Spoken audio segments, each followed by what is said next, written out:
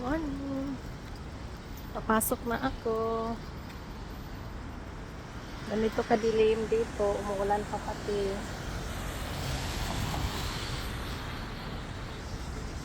Ito ako papasok. Tingnan niyo.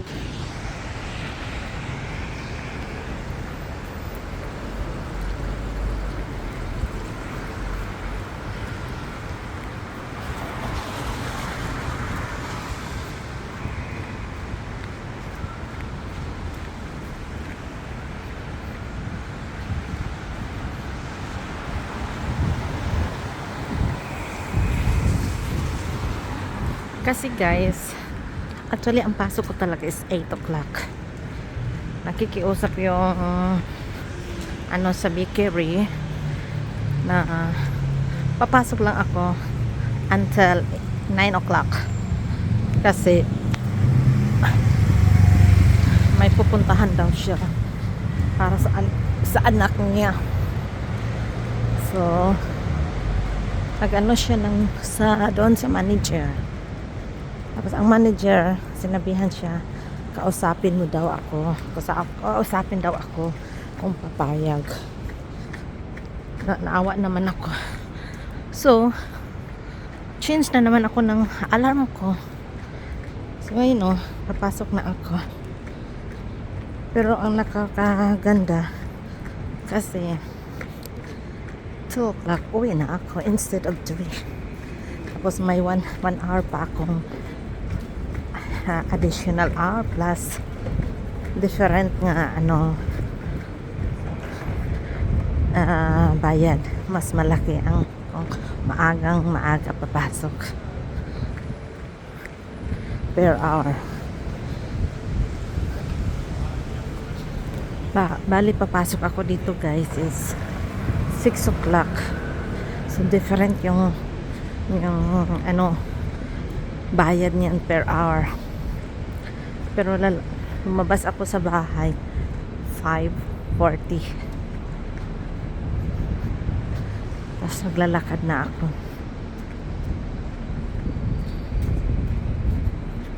Ito pakadilim. Nagtalithi ba? Yung ano ba yan? Showering pala. Nag-showering pero okay lang, hindi pa hindi naman ako na kaya hindi na ako nagpayong.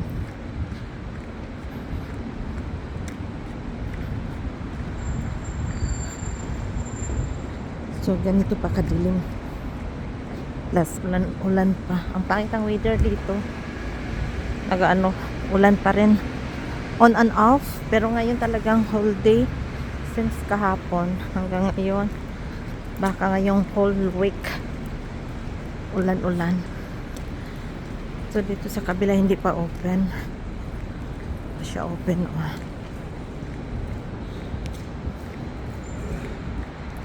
Takot din ako na may nakaupo pala doon.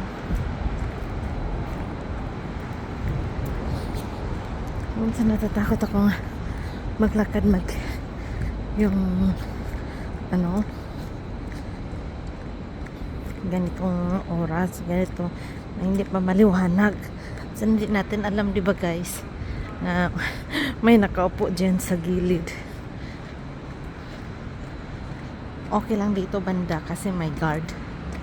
Hindi guard, yung 24 hours yata dito yung concierge niya. Australian Square. Pero ang dilim. Ang dilim. Hindi naman to madilim maliwanag to, wala silang concierge. So ang dilim.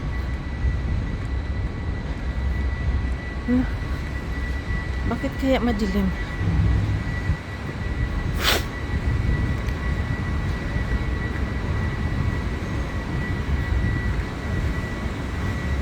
So may train na siya, may tram na guys dumaan.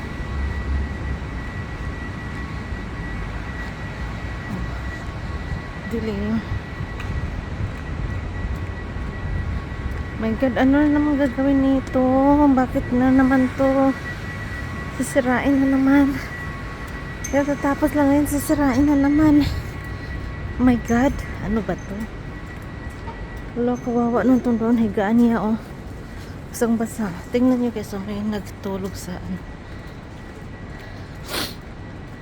homeless. Wala, ano kaya to? Iba na naman tong gagawin. Tingnan niyo guys, oh. Oh. Tapos na to eh. Yan, lagyan na naman nila, ano. Wala silang magagawa dito sa government dito sa Australia. Para lang kumita sila. May tram.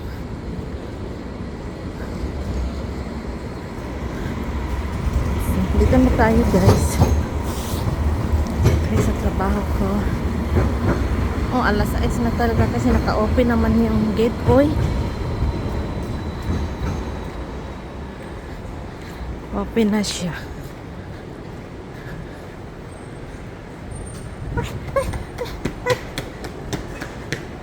Ay, takbo ako.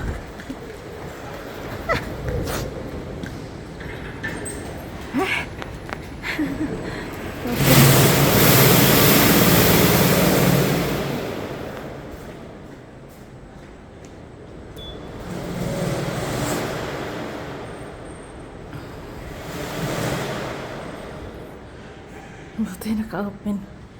6 talaga naka-open.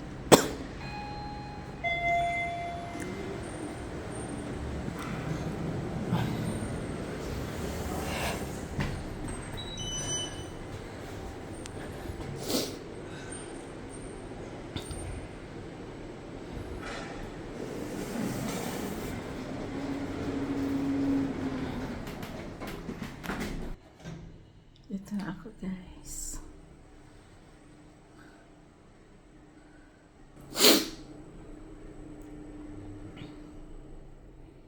Lower concourse.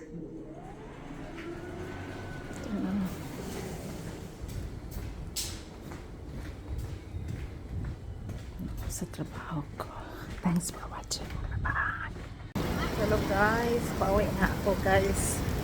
Tapos na ang work ko kasi maaga din ako kanina pumasok. So ngayon, pauwi na ako. Maaga din ako uwi. Ang lakas ng ulan. Oh. Tingnan nyo guys. Oh. Lakas ng ulan. Ay. Thank you Lord. Tapos ng trabaho to. Ang lakas ng ulan. Buti na lang yung shoes ko. Hindi ito na anuhan ng tubig. No, but in a situation like this, it's absolutely avoidable. Yeah. Lakas ng ulan ang bad weather ngayon dito sa Sydney. Ulan, ulan, ulan. Lakas ng ulan guys. Uwi na ako. Ay, yung shoes ko parang pumasok yung tubig. Bago tong shoes ko. Kasi ng ulan, daming tubig sa kalsada. Ayan. Thank you Lord. Tapos ng work. Tapos na pero lakas ng ulan. Ayan.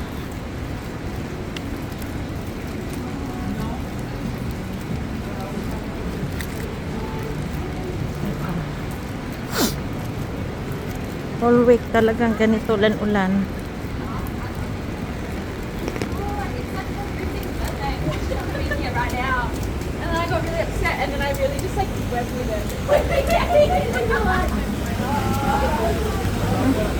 Lungkot dito, oh. Hindi siya masyadong malamig kasi malakas nga ang ulan. Kaso, yung sapatos ko nagbabasa na. Parang pumasok sa loob yung tubig.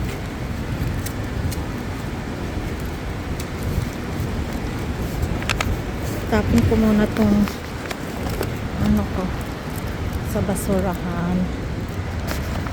Ayan. Tapon tayo ng basurahan sa ito letter.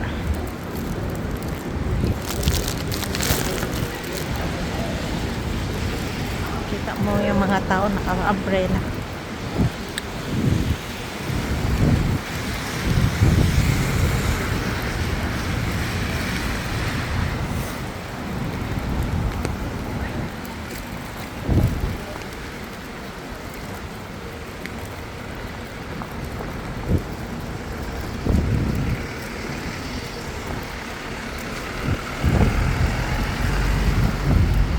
At least hindi na masyado. Tili kunti ang ulan. Ganito lang po guys.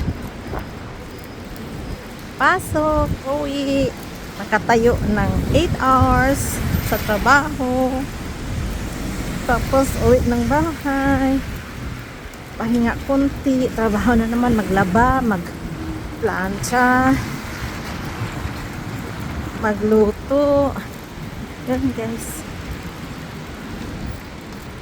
Nagro-rosary pa. Hindi talaga pwede hindi ko mag-grocery sa isang araw guys. Parang kulang ang araw ko pag hindi ako nakapag-grocery.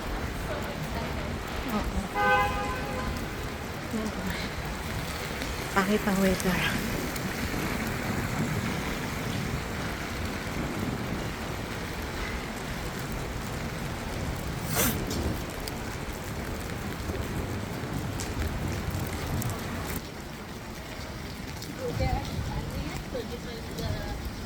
Kasi kaninang umaga guys hindi ko nilagay yung hood ko. Pagdating sa trabaho ko parang sisipon ako dahil sa lamig.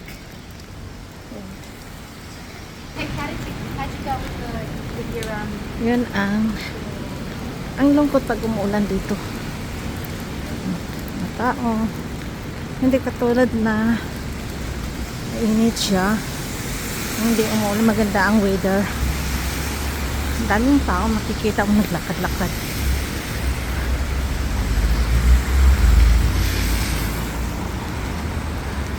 Tingnan nyo guys, humihinto talaga yung sasakyan dito. Patawirin ka talaga. Yan ang mga tao dito, yung may sasakyan.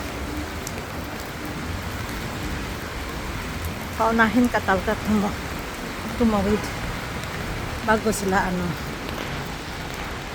may barko, may cruise ship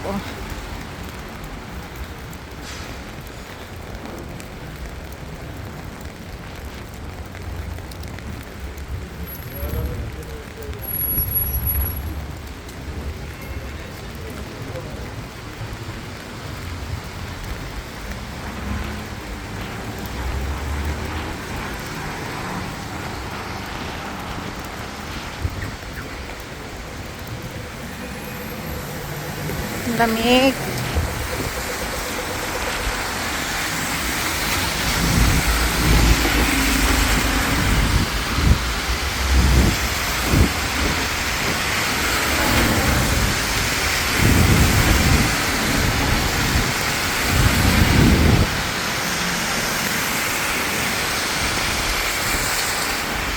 Kahit ang big bus wala masyadong pasahero kasi wala sa taas kasi umuulan. Mayroon pero sa loob lang. Hindi masyado.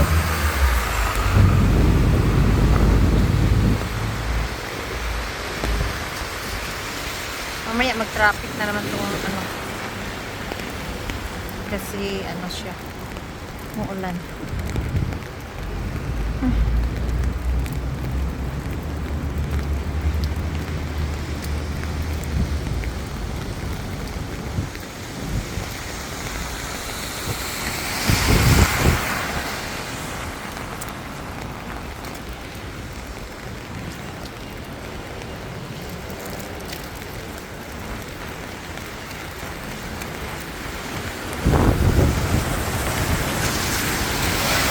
Okay guys, nandito na ako sa apartment namin. Ito apartment namin.